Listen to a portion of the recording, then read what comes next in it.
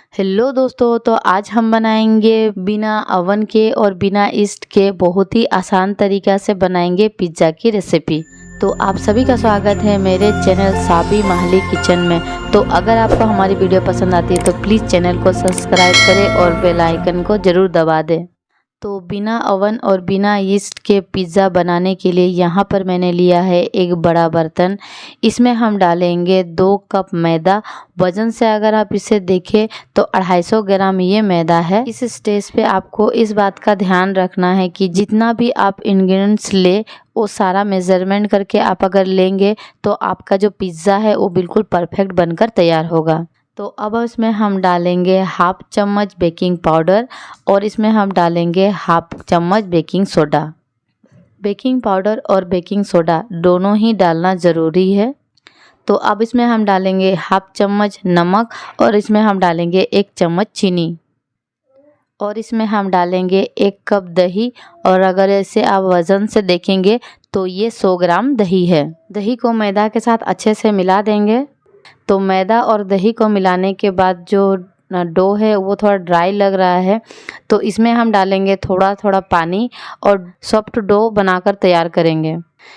इस तरह से डो को लगाने के बाद अब हम किचन के प्लेटफॉर्म पे 1 से 1.5 चम्मच रिफाइंड तेल डालेंगे। अब किचन के प्लेटफॉर्म पे डो को रख के दोनों हाथों से इस तरह से खींच के डो को मिलाएंगे।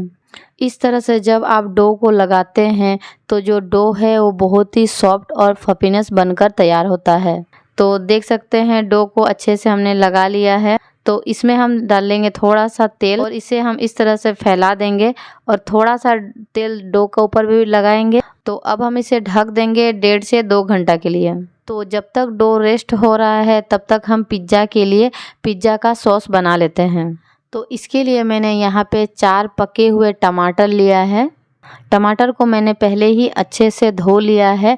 अब चाकू से इस तरह से टमाटर को बीच से चीरा लगा देंगे ताकि बॉईल होने के बाद टमाटर का जो छिलका है वो आसानी से निकल जाए। सारे टमाटर को चीरा लगा दिया है। एक बर्तन में पानी गरम करने के लिए मैंने पहले ही रख दिया था। तो पानी जो है गरम हो गया है। अब सारे टमाटर को इसमें हम डाल देंगे। टमाटर को डालने के बाद इसमें हम डालेंगे थोड़ा सा हाफ चम्मच जितना नमक और इसे हम ढक देंगे 8 से 10 मिनट के लिए। 10 मिनट के बाद ढक्कन को हटाएंगे तो आप देख सकते हैं टमाटर का जो छिलका है वो अपने ही हट गया है। तो अब हम इस स्टेज पे गैस को बंद कर देंगे और सारे टमाटर को हम एक बर्तन में निकाल लेंगे। सारे टमाटर को निकालने के बाद अब हम इसे ठंडा होने देंगे। ठंडा होने के बाद सारे टमाटर के छिलकों को हम हटा लेंगे। इन सारे छिलका को हम साइड कर देते हैं। अब टमाटर को हम काट लेंगे इस तरह से और ये जो बीच का हिस्सा है इसे हम काट कर निकाल देंगे। सारे टमाटर को काटने के बाद एक ग्राइंडर जार लिया है, इसमें हम सारे टमाटर को डाल देंगे। अब इसमें हम डालेंगे हाफ चम्मच जितना चीनी डालने के बाद ढक्कन बंद कर देंगे और टमाटर को हम पीस लेते हैं। तो आप देख सकते हैं टमाटर को हमने अच्छे से पीस लिया है। तो पिज़्ज़ा सॉस बनाने के लिए एक कढ़ाई लिया है। कढ़ाई गरम होने पर इसमें हम डालेंगे 1 से 2 चम्मच तेल। तेल गरम होने के बाद इसमें हम डालेंगे 15 से 20 लहसुन ग्रेट किया हुआ। पिज़्ज़ा सॉस में लहसुन थोड़ा ज़्यादा ही लगता है, इसीलिए मैंने 15 से 20 लहसुन लिया है। 2 हरी मिर्च लिया है, बारीकी से काट लिया है। थोड़ा देर पकाने के बाद अब इसमें हम डालेंगे टमाटर की प्यूरी जो हमने पहले पीस के रखा था। जब टमाटर में उबाल आ जाएगा तब इसमें हम डालेंगे स्वाद अनुसार नमक। 1 चम्मच डालेंगे ओरिगेनो। 1 चम्मच हम डालेंगे इसमें शिमला मिर्च का पाउडर, इससे अच्छा कलर आएगा। 1 चम्मच हम डालेंगे लाल मिर्च का पाउडर। सभी को हम अच्छे से मिला देंगे। अब हम टमाटर जो सॉस है इसे हम तब तक पकाएंगे जब तक कि ये जो सॉस है वो गाढ़ी ना हो जाए।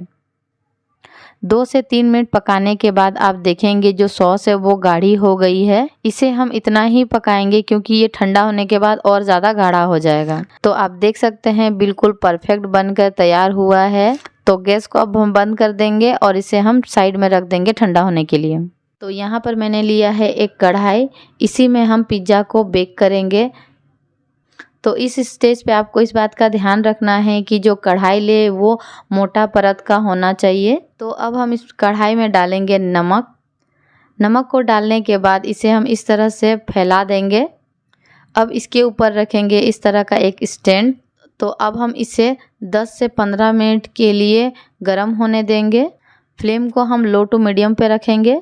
तो जब तक कढ़ाई गर्म हो रहा है तब तक हम आगे का प्रोसेस कर लेते हैं। तो डो को चेक कर लेते हैं। डो को रेस्ट करते हुए 1.5 घंटा हो गया है।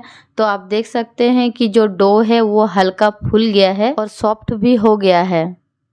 तो डो को हम इस तरह से एक बार मिला देंगे। अब इसके 2 भाग कर लेंगे इस तरह से। तो एक भाग को लेके किचन प्लेटफॉर्म में रखेंगे इस तरह से। दोनों हाथों से प्रेस करके फैलाते हुए इसे गोल आकार बनाएंगे। एक बर्तन लिया है इस तरह का, इसके ऊपर बटर पेपर को रखेंगे और इसमें थोड़ा सा डालेंगे तेल और इसे चारों तरफ से इस तरह से फैला देंगे। तो अगर आपके पास बटर पेपर नहीं है तो आप डायरेक्ट थाली में थोड़ा सा तेल डाल के उसमें भी आप बेस रख सकते हैं। तो अब हम उंगली की मदद से बेस के चारों साइड में इस तरह से प्रेस करेंगे।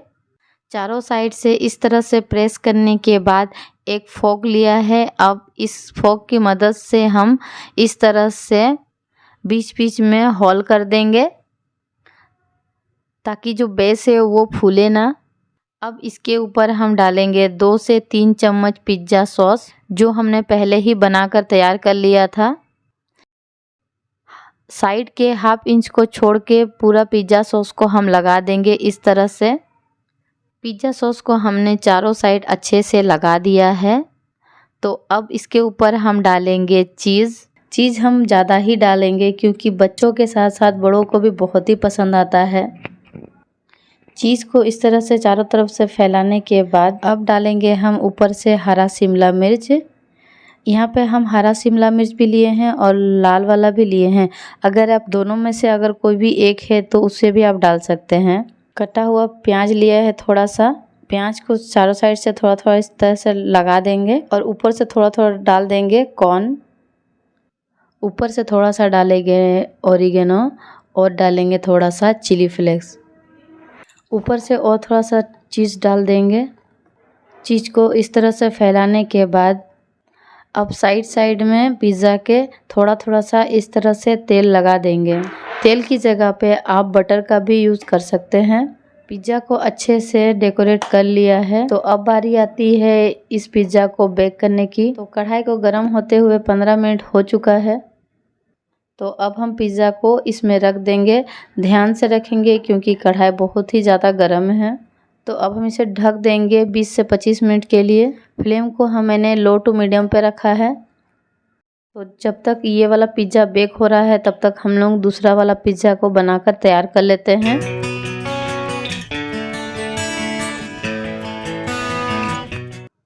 बीस मिनट हो चुके हैं, ढक्कन को हटाएंगे। वाह, तो आप देख सकते हैं चारों साइड से इसका टॉपिंग देखिए कितना परफेक्ट पक गया है। चीज़ को भी आप देख सकते हैं अच्छे से मेल्ट हो गया है। पिज़्ज़ा का जो बेस है वो देखिए कितना फूल गया है। बिल्कुल परफेक्ट पिज़्ज़ा बन के तैयार हुआ है। तो अब हम इसे निकाल लेते हैं। तो यहाँ पे पिज़्ज़ा को कट करने के लिए मैंने नॉर्मल चाकू लिया है। अगर आपके पास पिज़्ज़ा कटर है तो आप उसका भी यूज़ कर सकते हैं। चारों साइड से काटने के बाद देखिए पीछे साइड से भी आप देख सकते हैं कितने अच्छे से पक गया है। तो आप देख सकते हैं कितना सॉफ्ट और डिलीशियस पिज़्ज़ा बन के बिल्कुल तैयार है। आप भी एक बार इसे अपने घर पर ज़रूर बनाइए। इसे बनाना भी बहुत आसान है।